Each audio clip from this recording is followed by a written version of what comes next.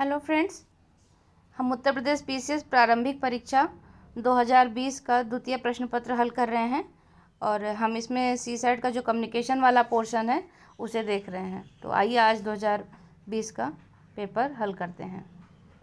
इसमें अंतर्वैयक्तिक और संचार कौशल से पहला प्रश्न है कि संगठनात्मक संप्रेषण में निम्नलिखित में से कौन सा अंतर्वैयक्तिक अवरोध नहीं है।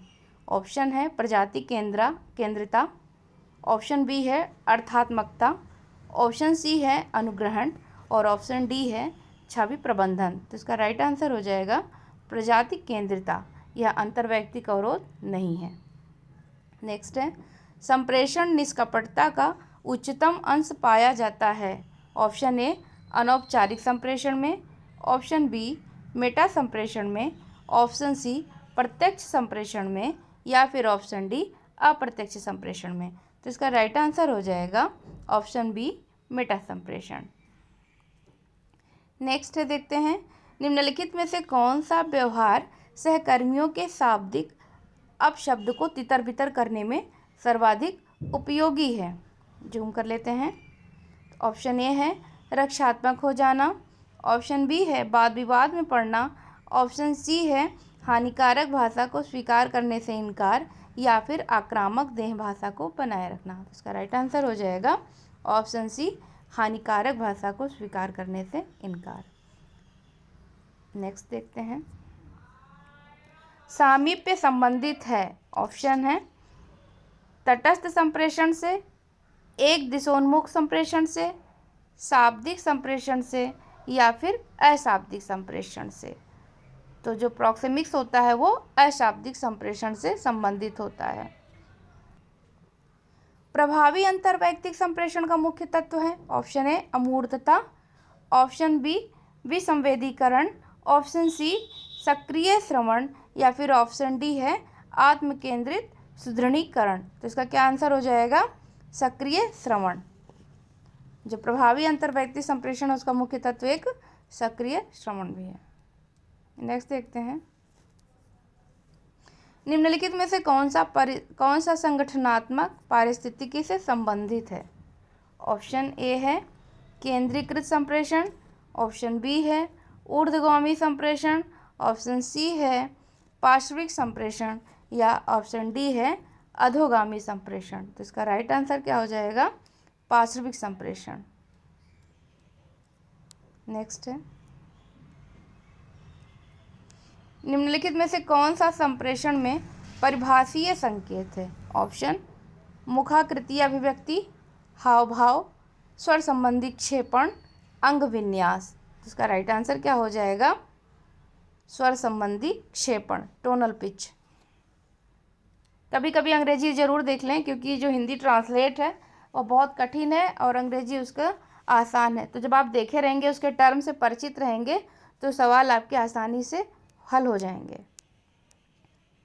नेक्स्ट क्वेश्चन है किस प्रकार के संप्रेषण नेटवर्क में समूह के नेता के उद्भव की संभावना होती है लेकिन समूह के सदस्यों की तुष्टि निम्नतर होती है। ऑप्शन है चक्र प्रकार में, वृत्ताकार प्रकार में, श्रृंखला प्रकार में या फिर बाधित प्रकार में। तो इसका राइट आंसर क्या हो जाएगा चक्र प्रकार में।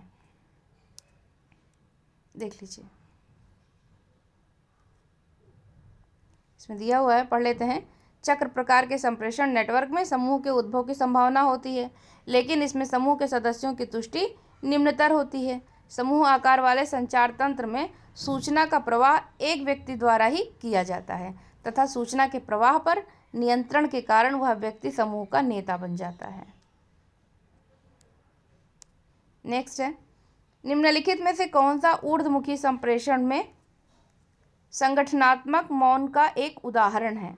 ऑप्शन विकृति, विलंब, निस्पंदन या अनुक्रिया का अभाव। तो इसका राइट आंसर क्या हो जाएगा निस्पंदन। नेक्स्ट देखते हैं निम्नलिखित में से कौन सा सकारात्मक श्रवण का रूप नहीं है। जैसे नैदानिक श्रवण, परावर्तित श्रवण, परानुभूति श्रवण और निर्णयात्मक श्रवण। तो जो जजमेंटल लिसनिंग है ये नहीं होगा। राइट आंसर ऑप्शन डी हो जाएगा।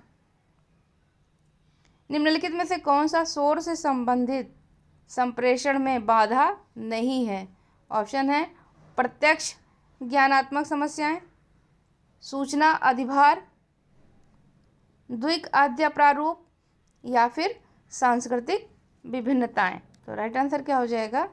द्विक आद्य प्रारूप।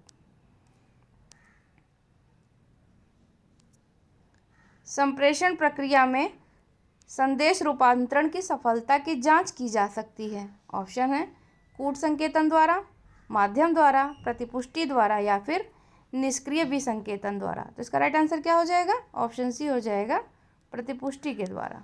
नेक्स्ट देखते हैं। देखिए इसमें बड़ा अच्छा दिया है कि संप्रेषण प्रक्रिया में संदेश के रूपांतरण की सफलता की जांच संदेश प्राप्तकर्ता की प्रतिपुष्टि वही फीडबैक द्वारा किया जाता है। इसमें संचारक होगा, संदेश होगा, माध्यम होगा, कूट संकेतन होगा, कूट संकेत का वाचन होगा, एक प्रापक होगा और फिर लास्ट में फीडबैक या प्रतिपुष्टि। अब देखिए प्रतिपुष्टि और फीडबैक में फीडबैक ज़्यादा आसान है। पार विभागीय समितियां रूप हैं। पार विभागीय समितियां रूप हैं इष्टतम संप्रेषण का, ऊर्ध्वगामी संप्रेषण का, अधोगामी संप्रेषण का या फिर पार्श्विक संप्रेषण का। तो इसका राइट आंसर क्या हो जाएगा? पार्श्विक संप्रेषण। सूची 1 को सूची 2 से मिलान करना है। ये रीजनिंग का सवाल है कि सभी मनुष्य मरणशील हैं, सर्वव्यापी निषेधात्मक, कोई मनुष्य पूर्ण नहीं है, अंशव्यापी निषेधात्मक, या कुछ विद्यार्थी जो हैं बुद्धिमान हैं, यह सर्वव्यापी सकारात्मक है, या कुछ किसान धनी नहीं है, यह अंशव्यापी सकारात्मक है। अब इसका आंसर आपको मिलाना है। चूँकि ये कूट का है इसलिए हम बता देते हैं। सभी मनुष्य मरणशील है, यह सर्वव्यापी है, सकारात्मक है। कोई मनुष्य पूर्ण नहीं है, यह निषेधात्मक है। कुछ मनुष्य बुद्धिमान हैं, यह अंशव्यापी सकारात्मक है। लेकिन कुछ किसान धनी नहीं है, यह भी अंशव्यापी निषेधात्मक है। नेक्स्ट देख लेते हैं। किसी समस्या की स्थिति में पूर्व में सामना की गई समस्या से समानता के आधार पर निर्णय की प्रक्रिया को क्या कहते हैं? आश्रयण स्वशोध, प्रतिनिधिकता का स्वशोध, अभियोजन का स्वशोध या फिर उपलब्धता का। तो इसका राइट आंसर क्या हो जाएगा? प्रतिनिधिकता का स्वशोध। प्रतिनिधिकता का स्वशोध जो है वो किसी पुराने निर्णय के आधार की प्रक्रिया से मिलती जुलती समस्या का जब निराकरण किया जाएगा तो कहेंगे प्रतिनिधिकता का स्वशोध है ये। देख लीजिए, इसकी डिटेल पढ़ लेते हैं। निर्णय लेने में निर्णायक कथनों को स्वतः शोध के रूप में जाना जाता है। प्रतिनिधिकता का स्वशोध उस निर्णय प्रक्रिया को कहा जाता है जिसमें किसी समस्या की स्थिति में पूर्व में घटित हुई समस्या से समानता के आधार पर निर्णय किया जाता है। स्वतः शोध के रूप में ज्ञात रणनीतियां निर्णय लेने की प्रक्रिया में त्रुटियां उत्पन्न कर सकती हैं। और जो स्वतः शोध हैं ये कितने प्रकार के हैं ये देख लेते हैं। उपलब्धता स्वतः शोध, प्रातिनिधिक शोध और समायोजन और आश्रयण स्वतः शोध। नेक्स्ट है, निम्नलिखित में से कौन सा समस्या समाधान में कभी कभी बाधा उत्पन्न करता है?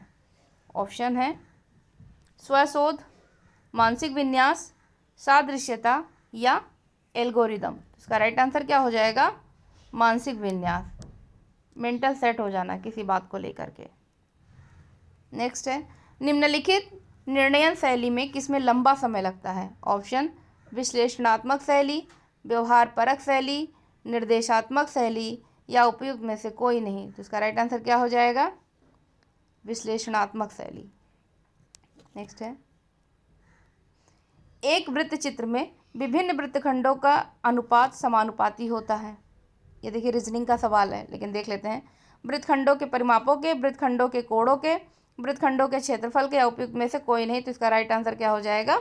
वृत्तखंडों के कोणों के। अभी चूंकि हम यहाँ संचार देख रहे हैं इसलिए इसे रीजनिंग नहीं देखना था। अब देखिए निर्णय क्षमता।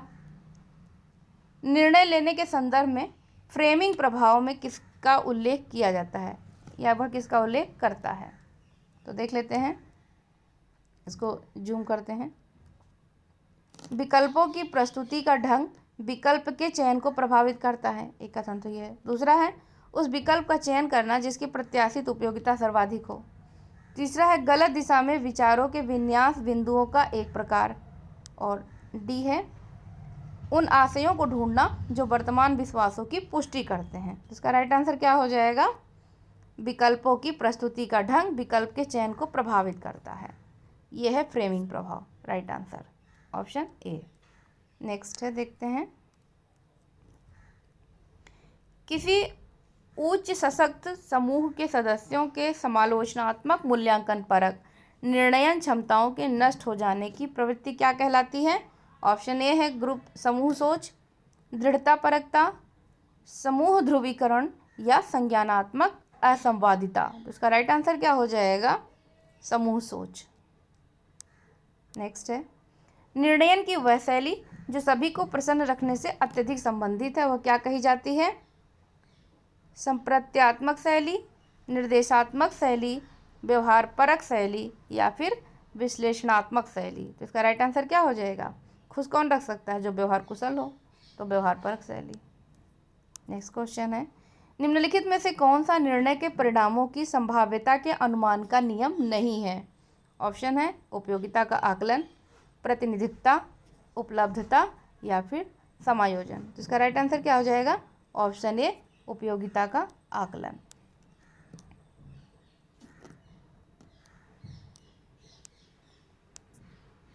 नेक्स्ट देख लेते हैं कि वैध मानक आकार के निरपेक्ष न्याय वाक्य में यदि मुख्य पद निष्कर्ष में व्याप्त है तो उसे व्याप्त होना होगा। ऑप्शन ए है दोनों आधार वाक्यों में, अमुख्य आधार वाक्यों में, मुख्य आधार वाक्य में या फिर किसी भी आधार वाक्य में नहीं। तो इसका राइट आंसर क्या हो जाएगा? मुख्य आधार वाक्य में।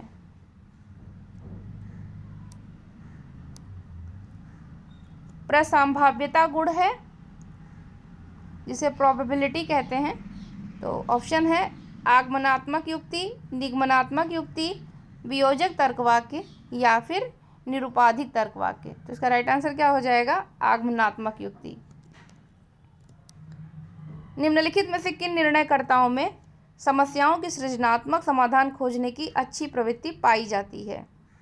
ऑप्शन है निर्देशात्मक शैली के निर्णयकर्ताओं में, विश्लेषणात्मक शैली के निर्णयकर्ताओं में या संप्रत्यात्मक शैली के निर्णयकर्ताओं में या फिर व्यवहार परक शैली के निर्णयकर्ताओं में। तो इसका राइट आंसर क्या हो जाएगा? संप्रत्यात्मक कॉन्सेप्चुअल शैली के जो निर्णयकर्ता हैं उनमें जो है सृजनात्मक समाधान खोजने की अच्छी प्रवृत्ति पाई जाती है। नेक्स्ट है किसके निराकरण में परिभाषा की प्रमुख उपयोगिता है? अब यहाँ से करंट के सवाल यहाँ पर रीजनिंग शुरू हो गई है और हम लोगों को संचार ही देखना था। तो पढ़ते रहिए, इस पेपर को बार बार लगाइए क्योंकि कम्युनिकेशन अगर लगा लेंगे तो सीसैट पास होने की संभावना निश्चित ही बढ़ जाएगी। तो जितना हो सके उतना रिवीजन करिए और नया कुछ मत पढ़िए। बस 4-5 साल के पेपर लगा लेंगे, सेकंड पेपर जो है उत्तर प्रदेश का और जीएस के लिए फर्स्ट पेपर, तो आपका निश्चित ही पेपर अच्छा होगा, स्कोर आपका अच्छा रहेगा, नो डाउट। तो पढ़ते रहिए बिल्कुल किसी भी डर के बिना, रिवीजन करिए। Thank you so much.